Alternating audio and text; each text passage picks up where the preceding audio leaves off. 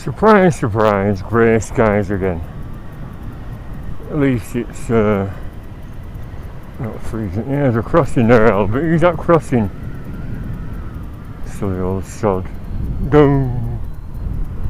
Daft as a bloody brush.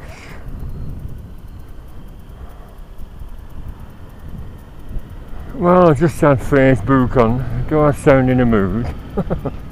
Well, not really. I'm going to be same as last year's bike show, but the Manchester bike show in 2 weeks is cancelled because of that silly bloody virus, cobblers.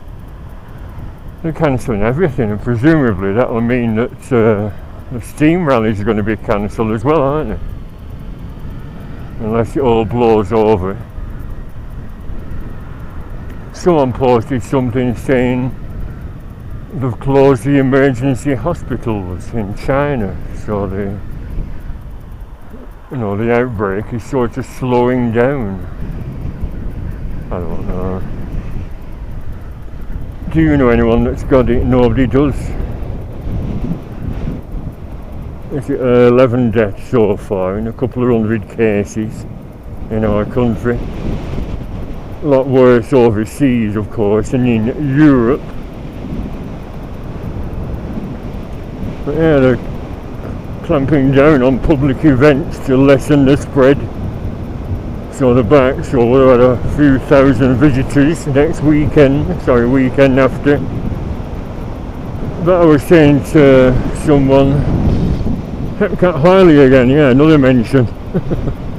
He said I keep mentioning him. Yeah, I was talking to Hepcat Harley this morning. I said all I've got in 2 years is a pair of gloves, some cheap 10 quid gloves. And they were crap anyway because they weren't army, just a bit of padding here and there. I said they were more like winter gloves for me to wear going to work. And I gave him a pair when he got soaked going to the Lake District a few years ago. So I'll leave a link to last year's event. It would have been exactly the same. I thought of going on the train this time and then get a tram up to Trafford Park and relax instead of faffing around on my bike. I was just going to say have a couple of pints, but after Friday I don't think I'll have a drink again. It was my birthday yesterday, 56 yesterday, and a lady at work, I didn't ask how old she was, it was her birthday on Wednesday. Oh no, Thursday, so she had a bit of a bash at a pub called the Observatory near where we were. I thought I'll call in just for one. 4 hours later, it was going dark, and I started off on Old Rosy cider, then had some Guinness. Purely because I wanted to see if it was true what an old Irish fella I used to work with once said. Because Brian McLaren, he's died now. A workmate at Ultra Frame. Yeah, I adjusted that clutch and I tightened it up and it stalls now. Unless it's me not being used to riding. First time bike's been out since I did the oil change. Brian once went to his local pub in Clitheroe, which has closed down since. What was it called? Craven Effer. I said, what do you want, Brian? Guinness? No, I don't sup that crap. I'll have a lager. I said, you don't sup that crap? What are you talking about? You're Irish. No, it's not proper stuff.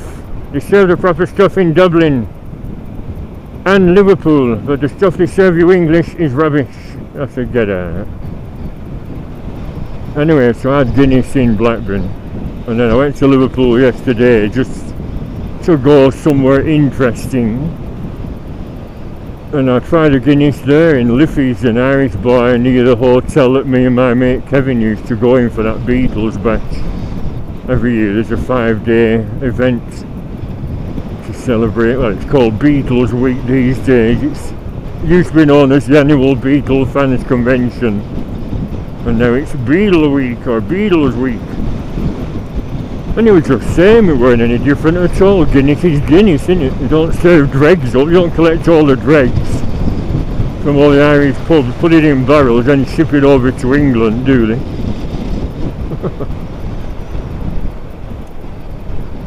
Yeah, and I felt a bit rough. My legs were aching, my bloody calf muscles, because I walked downhill to Blackburn Town Centre from that pub on Friday afternoon. You massive puddle again. The walk downhill must have exercised some muscles, because it does, doesn't it? If you walk downhill, it tenses up your calves. They're in agony. I thought to stop in at a chemist and get some painkillers, and then when I got home I realised I'd had a pack of bloody Anodins all the time in my back pocket, because I kept my work jeans on. I thought, I'm not getting my new jeans dirty. You know, with potential food on. I stopped in a cafe on Bald Street called Maggie May's Scouse Bar. I kept looking, thinking, should I have some Scouse? Yeah, that's an old British bike, isn't it? Wonder what it is. Should I get level with him? You're changing lanes, Oliver.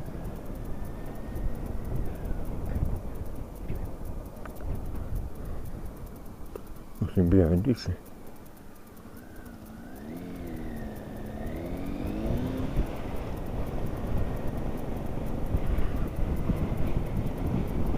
Sounds nice with that fishtail exhaust. Is it a Velocet?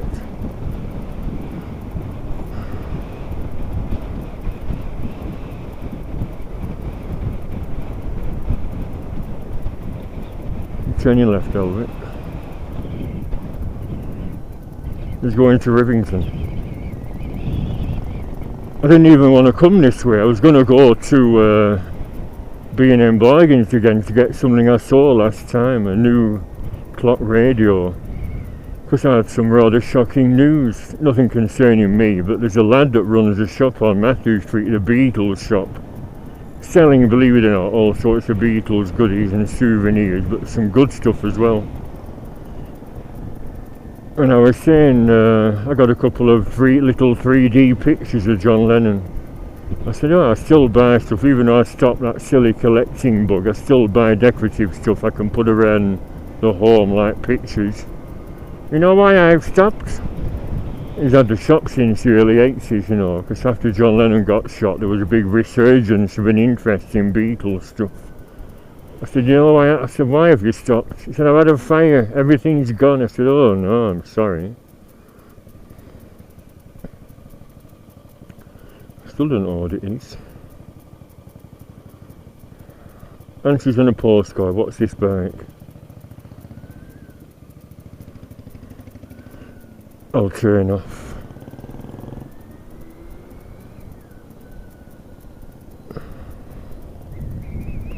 No, probably a Velocet, I don't know. Could be anything.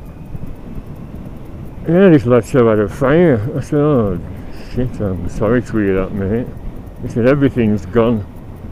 I said, what was it? And he said, electrical. I said, I think I'd plug just overheated.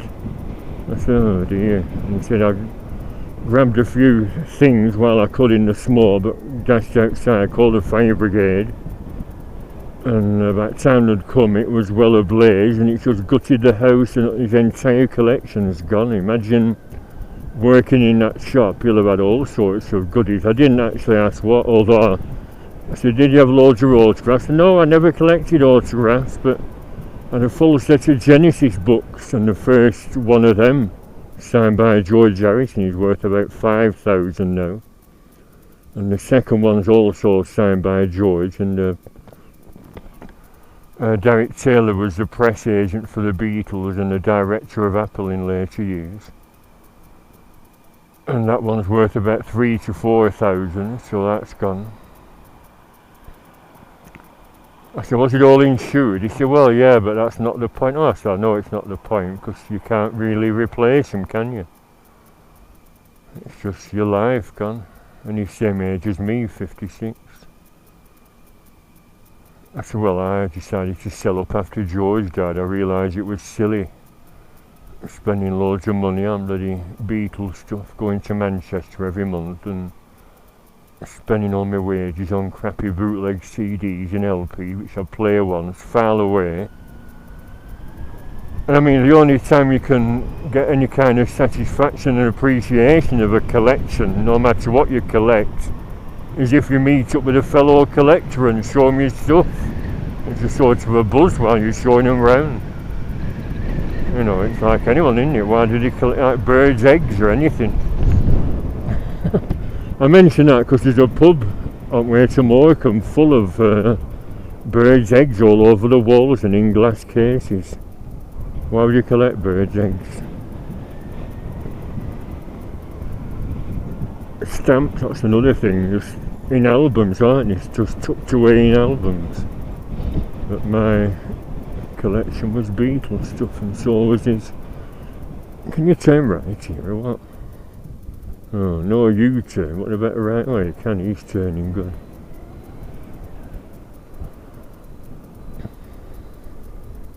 What was I going to say then? Forgot. Beatles. Yeah, so I said I'm very sorry to hear that, mate. And I went down to Albert Dock, got a book, £5, because I talked to Paul McCartney's brother. He's actually called Mike. He doesn't like being referred to as Paul McCartney's brother, but if you can sing, which you can, why didn't he continue doing some singing? Because he had that group Scaffold, John Gorman and Roger McGough, and their act consisted of singing a few drunken songs and then reading poetry, doing a few sketches, and then singing a few more songs, so he should have carried on. But it was a photography book. He's got about half a dozen books out since 1981, and I didn't have Mike McCartney's Liverpool Life, MMLL it's called, and it was there at a museum for a £5 in softback.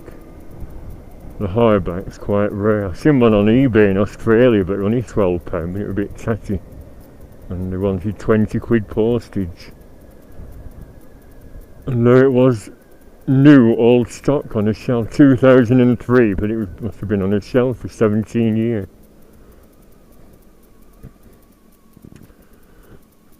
And yeah, because I'm interested in 40s photos, I got it.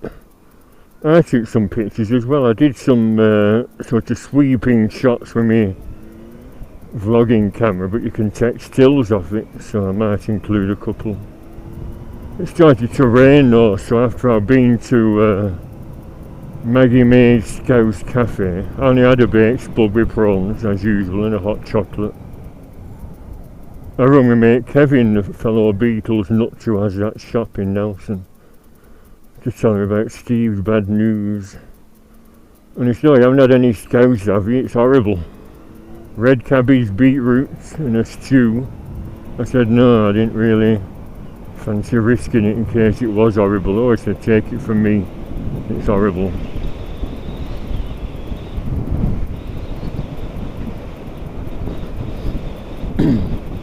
Although I shouldn't say that though, one man's meat is another man's poison, isn't it? Some people like stuff, some people don't. It's like liver. Remember at school you used to have liver on, ooh, it knocked me sick. So I just used to eat my mashed spuds and gravy, and I remember a teacher playing Ellen, "People are starving in Africa and you're leaving that meat, eat it." No, it was a religious, an RE teacher, I remember, Cornby. People are starving. Put it in an envelope and send it to them then.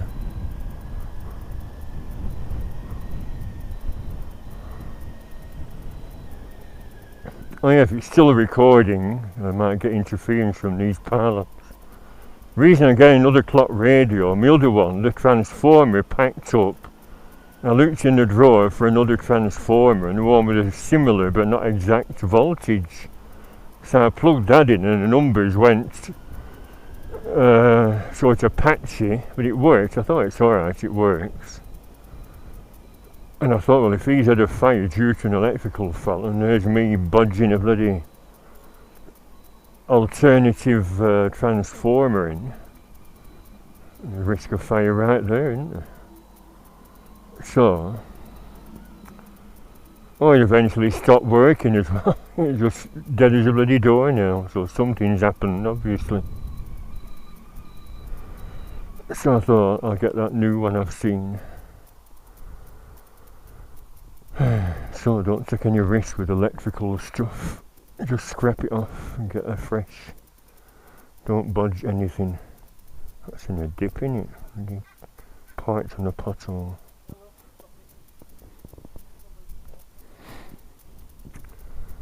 Well, 2:45. I'm not going to go anywhere after. Wait for summer. So that might be it. Bike show cancelled. Probably all the steam rallies are cancelled. That lad's had a fire. It says there, blaze.